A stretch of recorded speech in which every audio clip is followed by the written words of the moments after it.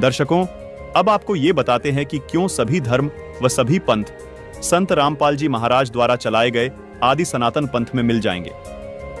गीता अध्याय 17 श्लोक 23 में बताया गया है कि पूर्ण परमात्मा को पाने का ओम तत्सत मंत्र है जो सांकेतिक है। सामवेद संख्या नंबर 822 में भी यही कहा गया है कि उस परमात्मा को पाने का भी त्रितस्य नाम है, यानी 3 नाम का मंत्र है जो सांकेतिक है। दर्शकों, अब आपको पवित्र कुरान शरीफ का एक ऐसा भेद बताते हैं जिसे जानकर आप हैरान रह जाएंगे। पवित्र कुरान शरीफ में 2 आयत ऐसी हैं जिनके बारे में सभी अनुवादक स्वयं कहते हैं कि इन 2 आयतों का अर्थ स्वयं खुदा ही जानता है। वो 2 आयत कौन सी हैं? आइए दिखाते हैं।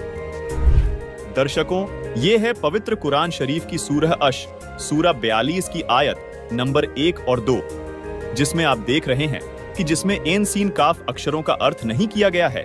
आइए इसे विस्तार से समझाते हैं।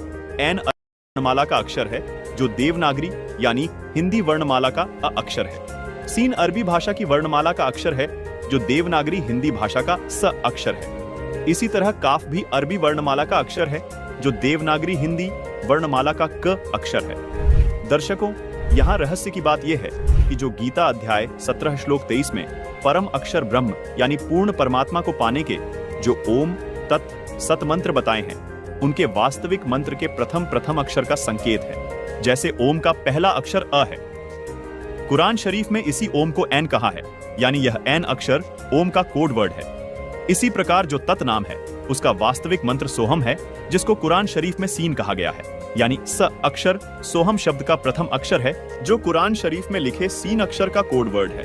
इसी प्रकार कुरान शरीफ में बताया गया काफ मंत्र गीता में बताए गए तीसरे सत मंत्र के वास्तविक मंत्र का पहला अक्षर है जो कोड वर्ड है। इसका खुलासा यहाँ नहीं। दर्शकों, जैसा कि हम आपको पहले बता चुके हैं कि 1997 में कलयुग के 5505 वर्ष पूरे हो चुके हैं और 1997 में स्वयं कबीर परमात्मा इस धरातल पर आकर संत रामपाल जी महाराज को मिले और उन्हें सार नाम व सार शब्द देने का आदेश दिया। अब आपको ये बात जानकर हैरानी होगी, जिस महापुरुष की बात भविष्य मालिका पुराण और कबीर सागर कर रहे हैं, वो महापुरुष कोई और नहीं बल्कि संत रामपाल जी महाराज ही हैं। जो महापुरुष 13वें पंथ का प्रवर्तक होगा, वो संत कोई और नहीं बल्कि संत रामपाल जी महाराज ही हैं।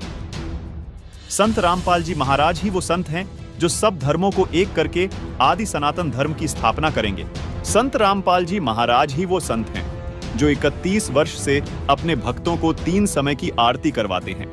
संत रामपाल जी महाराज गरीबदास जी महाराज वाले पंथ से हैं। संत रामपाल जी महाराज जी जो अद्भुत ज्ञान दे रहे हैं, धर्म व पंथ एक होकर आदि सनातन धर्म में प्रवर्तित हो जाएंगे।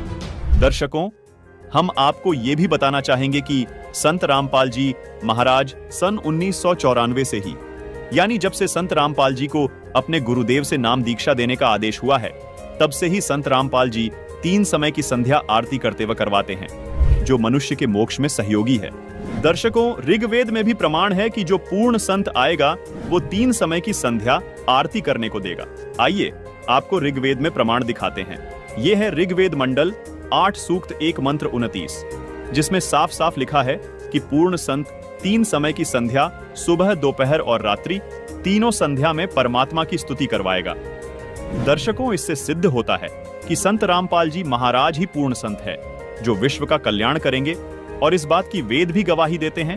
संत रामपाल जी महाराज का नारा है कि जीव हमारी जाति है, मानव धर्म हमारा, हिंदू